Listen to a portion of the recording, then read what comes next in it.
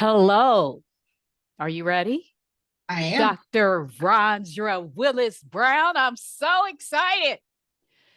Today is our second podcast episode, and this time I am interviewing you. I cannot wait. Are you ready? I'm ready. Let's do it. Awesome. All right. So, Dr. Rondra Willis Brown, may I call you Dr. Willis Brown? Of course. You can call me Rhonda if you want. Oh, okay. Well, I'll use them interchangeably if that's okay. Of course. Okay. Well, we have known each other since we were cohorts working on our PhD over 15 years ago. Can you believe it? No, time is flying. Yes. And we quickly connected once we learned about our mutual professional interests and experiences. That brought us together. And of course, as you can imagine, over time, we've discussed personal goals as well. But what I've really enjoyed most is our enduring mutual accountability and support in achieving both professional and personal goals over the years. One of those goals realized has been writing our books. Now, although I've only written one book, somehow you have managed to write not one, not two, not three, but four books with all of the other personal, academic, and professional commitments that have increased for you over the years. So you are definitely someone to marvel at. You're a mom, a wife, a daughter, a sister, a professor, and many other roles that you fulfill concurrently. Whew, that's a lot. Now, although I'd love to interview you about all of the interesting things that you have accomplished over the years, today we're only going to focus on this major achievement in writing four books over the last 15 years. So let's dig in, shall we? Absolutely. Awesome. So tell me a little bit about what inspired you to write your books. We're going to start with the first one because you got four of them. But what was it? What was the underlying thing that made you say, you know what, I have something to say, something to share? Where did that come from? Well, Dr. Corner, it came from life. You know how they say the jokes write themselves? Sometimes life writes the books. And the first book, Changing the Game, What You're Doing Doesn't Work Anymore, it was a catalyst for my other three books. And I'll talk just a little bit about that in depth before I talk a little bit more about the other three books for the listeners. So the first book, Changing the Game, What You're Doing Doesn't Work Anymore, I was going through a very painful and chaotic time in my life. I mean, it completely threw me for a loop. Prior to changing careers, I had enjoyed a certain measure of success, and this wasn't happening for me anymore. It was foreign and confusing for me, and I didn't know what to do. But God was working on refining me, and it was painful, but it was worth it. And this book was my therapy, and it helped me reach the next stage of my evolution. I was in a dark place at the time I wrote it, and it's somewhere I had never been before. I had just started working for the federal government after being a full-time professor for nearly 10 years. I had achieved success and fulfillment. I had several businesses. I had a nonprofit. I won awards. I had contracts, and I was a national speaker. And I was expecting the same results, but I was sadly mistaken. I mean, within a week of arriving at my duty station, I lost my paternal grandmother. And not even a week later, my father had several massive heart attacks and he coded several times. My father was a picture of health. I would have never dreamed he would be fighting for his life hours away from me. My brother called me at 12 a.m. that night, and it was the night before our training started.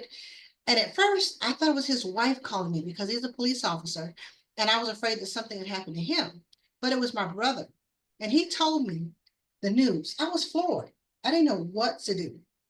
I had just went there, I had just arrived, and I just went downstairs to the lobby of my dormitory and I cried and I stared at the phone. As you can imagine, at this point, I had all types of ideas and things floating through my head, and I was confused, I was scared. And my mother, she called me as soon as she could. And she told me that my dad said in between his bouts of consciousness not to leave and not to come home. Everything in me wanted to forget everything and just go home. But I knew that if I left and I went home, it would just add more stress to him, which I didn't want to do at all. So I stayed for a while until they called me and said, you need to come home. And I rushed there. It was the middle of the night. It was dark and I was driving through back roads and it was pouring rain. And when I got to the hospital and I pleaded with the hospital staff, I said, please, can you let me see my dad? And they're very gracious and they allowed me to see him. Ultimately, it was a long road for him, but he pulled through. He's a fighter. And I was dismissed from training, but honestly, I was kind of relieved because training was very difficult. And as I was worried about my family, my mind just really wasn't there. I thought that I was going home at that point, but the agency decided to retain me and transfer me to DC. I had visited DC before, but I had never lived there. I even dreamed of living there one time, but not like this. So I started working in DC, but it was far from being over. It was difficult. My new supervisor, who was into humiliating employees for sports, and I wasn't special. I was fair game. Anyone was. It was just a very tough environment to survive. I cried many days, but I couldn't quit. I had responsibilities to maintain, but I just continued to lean on God and my family. Even though things were tough for me, I had experienced many beautiful and kind moments I shall never forget. Often we think God has forgotten us, but He's just orchestrating everything for us.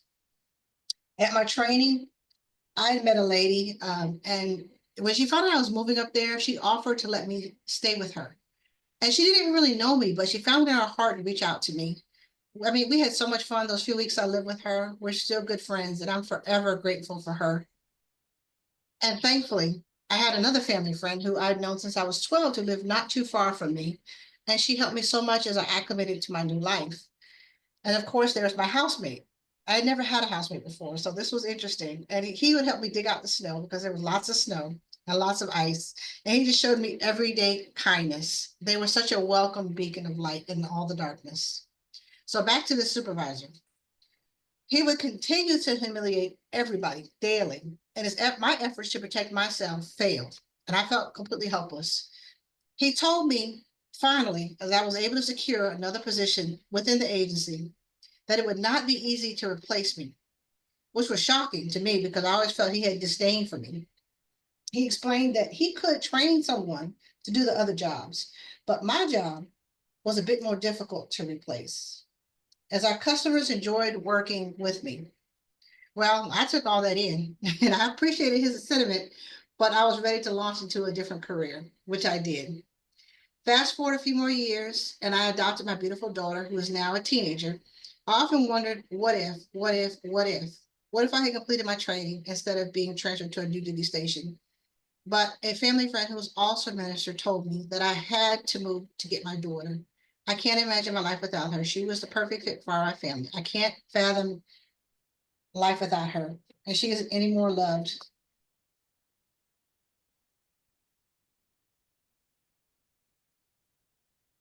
Thought there was more. I was listening on Oh, bated breath. there's much more. There's much more, but we're not gonna get into that. I mean, there's the marriage, there's the doctor, there's much more. Well, you heard it here, audience. And also, just to let you know, this is a nice short book now that you've heard the background behind it with some exercises for reflection in it. So it can help you as well. Okay. So that is changing the game. What are you doing when it doesn't work anymore? Now, let's move on to your next book. I like the name of this book. It's called I Always Eat My Dessert First. That is counterintuitive to what we're taught as we're growing up. So go ahead, Dr. Roger Willis. Tell us all about this book. Yes, I love this book and it has blessed me and I've heard that it's blessed other people and I'm grateful for that because we don't go through things just for ourselves. We go through to help others. So it's a reason for our pain, it's a reason for our struggle, and it's to help others and it's to help build others and support others as they go through the same thing or similar things. So this book was my second book and it was birthed as I developed a sturdier foothold as I rebuilt my life from what it was before I started this new journey. I had no idea. And this is a 7-day devotional that was next to my evolution as God was, it is pruning me. I chose the title as I felt that I had arrived, if you will, as an adult. My dad never let me eat any dessert until I finished my dinner. And I told him, when I get grown, I'm going to eat my dessert first. And I do. And it was my Janet Jackson control error. However, as we all know, being grown has its own price tag. But I think this devotion will help you walk out that path. Okay. Well, thank you for that. One, I highlighted a couple of things that I liked in this book. I mean, there's several, but um, first, I want to ask you about this one saying. You said, I believe that visions are upgraded dreams with agendas. What's that mean to you? Now, thinking back, because you wrote this book some time ago, I has that did. changed a bit? No, it's not. I'm still dreaming. I still have visions. You know that we all have visions. You know the Lord is so make it plain. Write the vision, make it plain. So in order for something to happen, faith without works is dead. We have the vision, but we need to write it out. I need an agenda. How is it going to happen? Both you and I are both business people. We've had businesses. You still run your business. So we know that you have to have plans. You have to have things documented and articulated and timelines. So that's what I'm talking about. When I say the visions are upgraded dreams, that's exactly what I mean. Awesome. And this book is about 25 pages long. You could actually sit, read, enjoy it, and reflect and do the exercises for reflection in your own individual situation as well. Yes, absolutely. I've heard people tell me I take it on the train, I put it in my bag, I take it with me when I'm going to the doctors and I reread it. Yes, yes, yes. I love it. Okay. Now, the third book is Waiting for the Sun to Rise. And as I read the title of that book, I think about the times where I've sat in a state of calmness and watched the sun arise in the horizon out of the darkness, which is quite amazing and quite a thing to see. So tell us a little bit about this book and where it came from. What made you decide to not only title this book Waiting for the Sun to Rise, but also to write the book, and what inspired you to do that? Well, I mean, this is symbolic for a lot of different reasons, and it was a continuation of my evolution. As we know that it's usually dark right before the sunrise. That's the darkest time right before then. And they often say that we're closest to death when we're sleeping at night. And a lot of times, horrible things happen at night, and we're sitting or waiting for the sun to rise, or waiting for the sun to rise above the horizon so that we can see that there is hope. And it's symbolic to my awakening and a new beginning in my life. I mean, there were many nights in my journey of life that I prayed and I literally waited for the sun to rise, as if it would signal the end or the relief of my pain. And I know other people felt the same way. And this book is designed to help you walk through your walk with God and grow closer to Him. And it also walks you through the process of confronting yourself and coming full circle to healing. A lot of times, if we don't confront ourselves, if we don't talk about, if we don't address the things in ourselves that need work, we cannot come full circle to healing. Doesn't mean you're going to be the same person you were before the thing or the trauma, but it means that you're getting closer. But you have work to do first. You have your own work to do. Everybody has work to do. Sure, we see things wrong with other people, but we always have to see those fingers pointing back at us as well. And we have our own work, and this book will help you get through that work. Awesome. Yeah. And, the good thing about, I like what you said about when the sun rises, you can't wait until the sun rises because, it represents and symbolizes hope for one thing. Yes. And Mhm. then the other thing, just so I can add a little funny to it, is the end of that one chapter, whatever it was. Maybe it was a day, maybe it was a week, maybe it was a year, or just a tough chapter in your life. But it's something about seeing that sunrise every day that helps us realize that, whatever darkness you're in, eventually the sun is going to rise. That is something that we can count on. That's awesome. Okay. And you have exercises for reflection in that book as well. And that book is about 60 pages. Why am I saying that? Because a lot of times in our busy lives, especially women, we always have 10 or 11 concurrent things going on. But it's Yes. nice just to be able to say, you know what, I'm just going to take a break and think about what I'm doing and read something for pleasure, not for work, not for school, not for, the typical self-help books, but something that is going to pour into my soul and who I am at the time that I may need it the most and not even know it until I read this book. Okay. So the last one is a little different because this is a digital book and it's called On Her Own Terms. So tell us what this book is all about and why you decided to put this one in digital format. It's going to come out in hard copy at some point, but I felt this book needed to come out because a lot of times I find, and I've learned a lot more as a coach as well, to helping women, is that this is a lot less about my journey, but it's about the shared journey of many other women who are experiencing the same challenges in the workplace. A lot of times we don't talk about it. We don't know, oh, she went through the same thing I did. She's struggling with the same thing I did. But this book will hopefully bridge that gap where we're not necessarily talking, but the book is talking to you, the voices. So I actually gathered research from many different women from many different walks of life, and it's part of this book. So you're not just reading my voice, but you're reading the voice of many other women. We're sharing a journey and we're helping each other. That's the only way we're going to make it through is if we help each other. And On Our Own Terms is a book that no one ever gave you. It is written by the experts, the women who have gone through these journeys and the women who lived the path that you're on now. And I gathered timely advice, and there's no hold barred. I didn't put any caveats on it. I said, share what you will. And I put it in the book. And it's for every stage of your career. And there, of course, is a high price to pay for career success and fulfillment, but these women have already paid it so that you can glean from their knowledge. You don't have to do everything yourself. Sometimes you can gather knowledge from somebody else. And I think that you'll never look at your career the same way again after you read this book on our own terms. That's fabulous.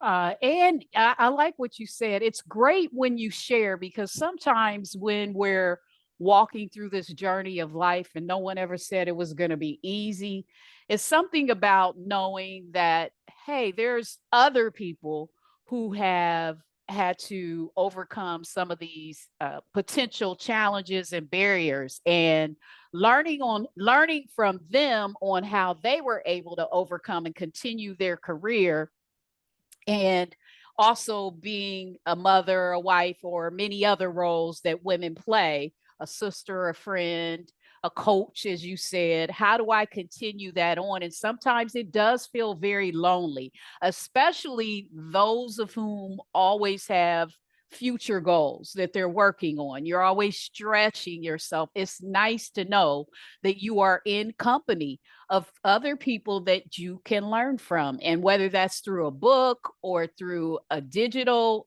Kindle, which is awesome because a lot of us are busy. It's nice to be able to listen to that digital copy of the book when I'm on a plane ride or I'm driving or whatever it is. It's nice that that convenience of just knowing and having that comfort that there's other people who share some of the same goals, but still have those potential obstacles, and being able to reflect on that once it comes out in the book form, which we're looking forward to, being able to do whatever reflection exercises you have in that, because a lot of times we're just running, and we're not stopping and reflecting on not only our own journey, but the victories that we need to celebrate as a woman, as well as celebrate the other women who have went in those similar journeys and were able to overcome any potential barriers, obstacles, and any victories that they've had as well. Yeah, absolutely. I mean, this journey is sometimes, like you said, it can be lonely, but we can find comfort in reaching for each other and sharing and building each other up, celebrating each other. I love that. I love that. I love that about you, Dr. Corner. Well, I would like to say to all of our listeners out there that writing a book initially sounds very daunting. And even if you have something to say, one reason why there's a lot of books that have yet to be written is because we fear that we're not going to be good enough. And the bottom line is this: everybody's journey is individual. And when we share a piece of ourselves and when we take that risk of putting down our thoughts, especially when it comes from our experience and the experience of others, it is such a treasure to be able to share that with other people. And I admire people who have the courage to do that. Trust me, whatever book you have in you, somebody's waiting for you to write it. Absolutely. We're waiting. Yes. So, in the end, if you have something to say, start with your own experience and share your story. But whatever you do, just start writing. Just write without editing. And you'll be surprised when you go back to it and review how it will begin to take shape once you decide the overall message you want to share. And then you can worry about the logistics on the sequence of the story. I think that's great advice, Dr. Corner. Absolutely great advice. Well, Dr. Rondra Willis Brown, thank you so much for sharing your story and your books. And again, if readers want to find your books, they need to go where? Thank you, Dr. Corner. I appreciate the opportunity. They can go to Amazon and search me, and you will find all the books there. So if I put in Dr. Rondra Willis Brown, your books will all pop up? Rondra Willis, under my maiden name. They'll pop up under that. Okay, so Dr. Rondra Willis, I put that into Amazon under books, and your Yes, books and your Kindle will pop up. it should. Yes, ma'am. Awesome. Thank you so much. And listeners, again, if you want to get Dr. Rondra's book, just put in Dr. Rondra Willis in Amazon, and there you go. And if you're a Prime member, guess what? You could probably get it the same day. That's all we have for today. Thank you so much.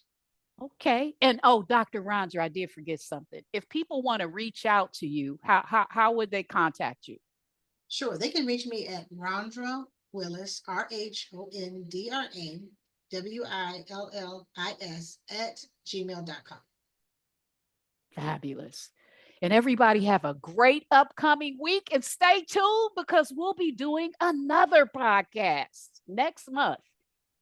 Have a great day. Have a wonderful day. Thank you, Dr. Corner. You're welcome.